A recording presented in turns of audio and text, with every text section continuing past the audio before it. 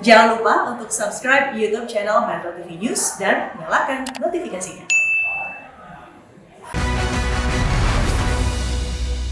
Anda kembali di Metro Pagi Prime Time dan saat ini sudah kembali terhubung bersama kami anggota Komisi 6 DPR RI Rudi Hartono Bangun. Pak Rudi, kebijakan larangan ekspor CPO sudah berlangsung hampir 1 bulan dan akan dibuka kembali ya mulai 23 Mei. Apakah selama 1 bulan ini, hampir 1 bulan ya, berhasil mencukupi stok dan menstabilkan harga minyak goreng? Pantauan Anda bagaimana Pak Rudi? Ya baik, jadi kalau saya menerima data masukan dari beberapa masyarakat, kalau saat ini suplainya atau ketersediaan di pasar saya lihat sih memang cukup ya, banyak dan melimpah ya. Jadi masalahnya hanya di harga gitu. Harga mungkin ada yang minyak goreng premiumnya itu ya tetap di kisaran 24 sampai 25. Yang si minyak curahnya ini mungkin karena disubsidi atau DMO dia dari pengusaha, dari stok yang ada itu yang harganya agak di atas head sedikit atau ada yang di head gitu, bervariasi di beberapa daerah. Ada yang di ibu kota ini stabil, ada yang di daerah pinggiran itu ya agak tinggi lah. Itu gambaran yang dapat saya terima. Ya. Catatan Anda, apakah dengan akan dibuka kembali itu adalah langkah yang tepat? Kalau saya melihat dibukanya ekspor CPO ini oleh Presiden, ya itu langkah yang baik gitu. Kenapa? Karena ada pihak-pihak petani sawit yang juga terbantu. Gitu. Jadi ada 17 juta itu estimasinya petani sawitnya, tapi keluarga dan turunannya itu bisa kali 3, ada 20-an juta ke atas itu manusia yang bergantung pada industri sawit. Petani kecil ya, itu cerita khususnya gitu kan.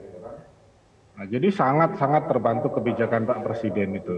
Gitu. Dan tadi kan sudah dilihat oleh para petani, mereka mengadakan syukuran segala macam. Itulah gambaran di bawah yang petani kecil yang selama ini sawitnya harganya murah, busuk di pohon, tidak laku. Itulah gambaran yang bisa kita lihat gitu.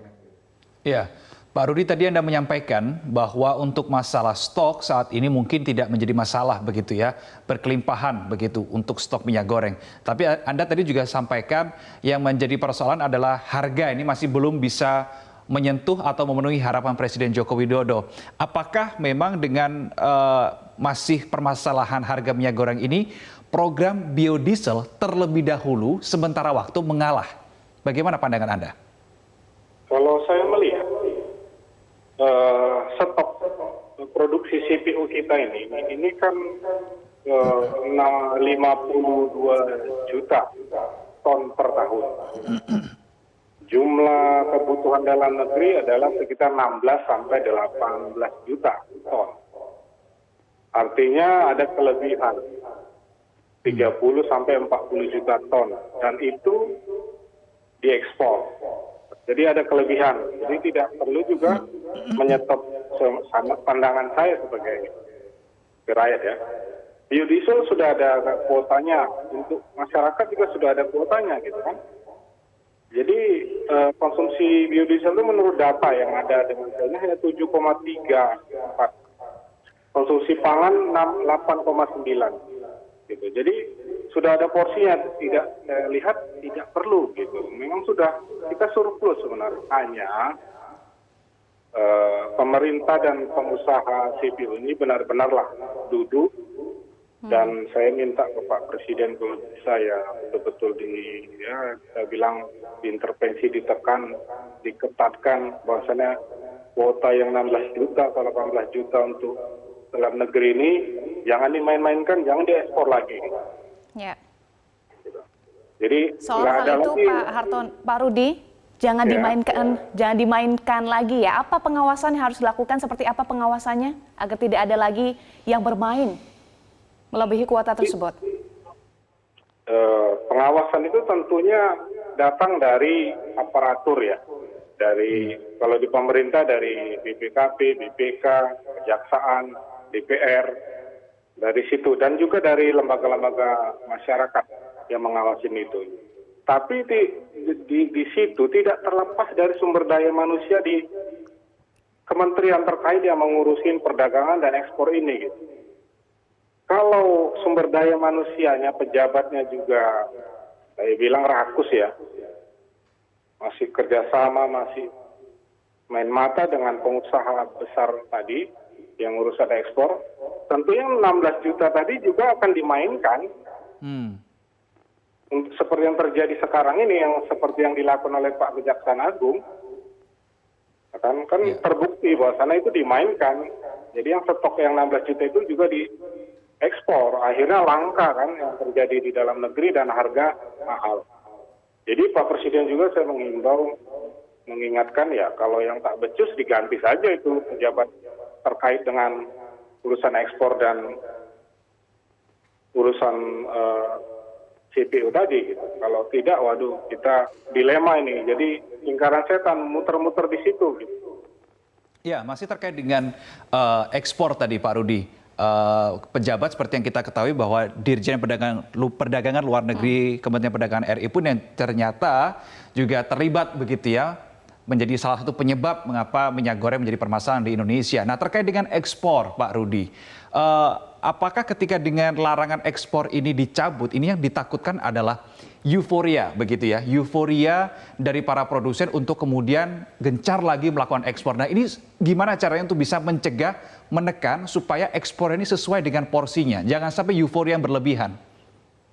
Ya, jadi kan pemerintah sudah menetapkan kuota. Kuota itu dalam bahasa Inggris DMO, Domestic Market Obligation. Ya.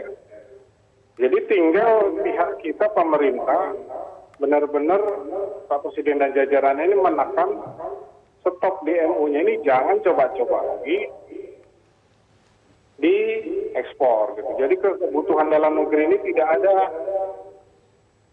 kekurangan, tidak ada dimainkan. Gitu.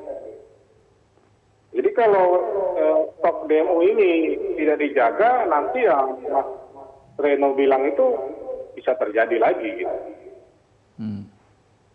Okay. Itu kuncinya aja. Nggak ada masalah apa-apa sebenarnya, Mas. Kita berkelimpahan. Kalau dibilang Arab Saudi minyak buminya yang berlimpah, kita ini minyak sawitnya berlimpah. Ya. Baik, soal tadi stok melimpah ya, memang betul datanya juga stok melimpah menjadi 211.000 ton saat ini memang mencukupi, tapi ini kan berlebihan dan ada potensi rusak, betulkah demikian? Tanggapan Anda bagaimana Pak Rudi? Maksudnya rusak gimana? Kalau yang sudah tata niaga mereka atur itu yang 16 juta itu untuk produksi minyak dalam negeri, minyak premium dan curah, itu dicukupi, itu kan bakal ada yang konsumsi. Sisanya yang 40 juta ton ini kan bakal habis-habisan diekspor karena harganya tinggi. Itu saya kira tidak ada yang tersisa itu. Pengusaha ini bakal berlomba-lomba secepatnya mengirim ke negara lain yang meminta sampai sekarang ini kan.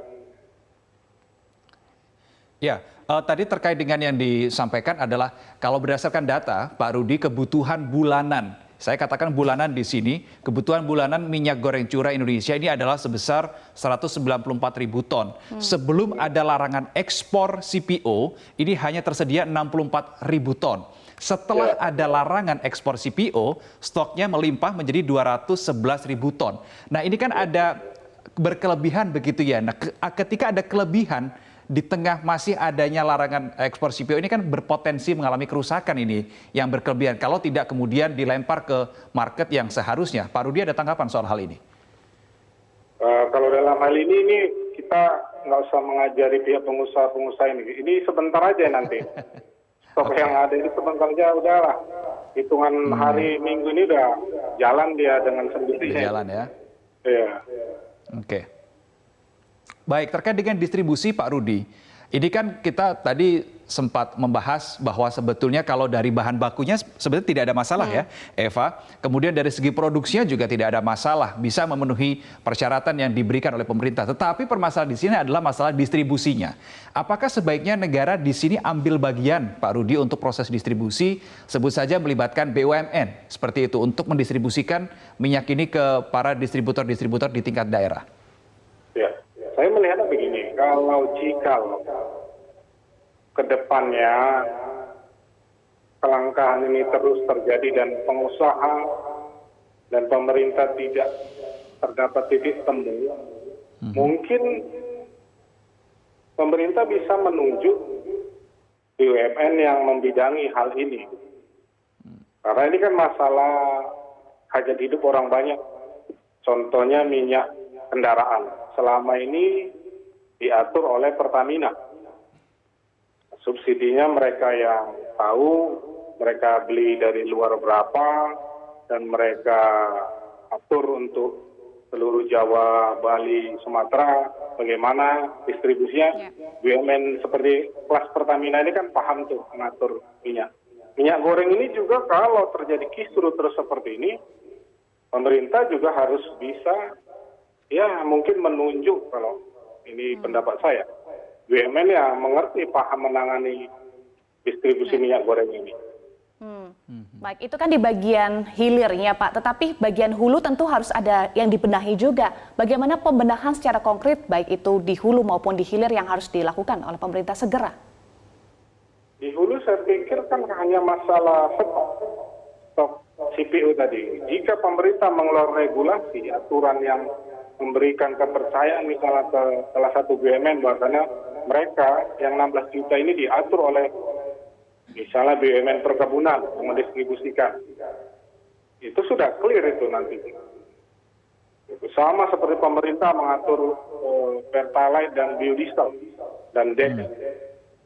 Tak ada terjadi masalah apapun kan. Dan kisruh lagi, tak ada antri gitu kan. Itu hanya tinggal pemerintah saja mengeluarkan regulasi itu. Sekarang ini masalahnya kan masih diserahkan ke pasar, ke pengusaha. Jadi harga ngikutin pasar, naik turun, jadi bingung. Baik. Pak Rudi, terakhir, untuk bisa mencapai harga minyak goreng sesuai dengan target Presiden Joko Widodo ke depan, setelah larangan ekspor CPO ini dicabut, apa yang sebaiknya dilakukan bersama-sama, bukan hanya pemerintah, tetapi oleh para produsen juga? Kalau saya melihat, ini pengusaha, produsen, dan pemerintah, dalam hal ini kementerian terkait yang memberikan izin ekspor, itu saya menghimbau kita lihatlah kebutuhan dalam negeri.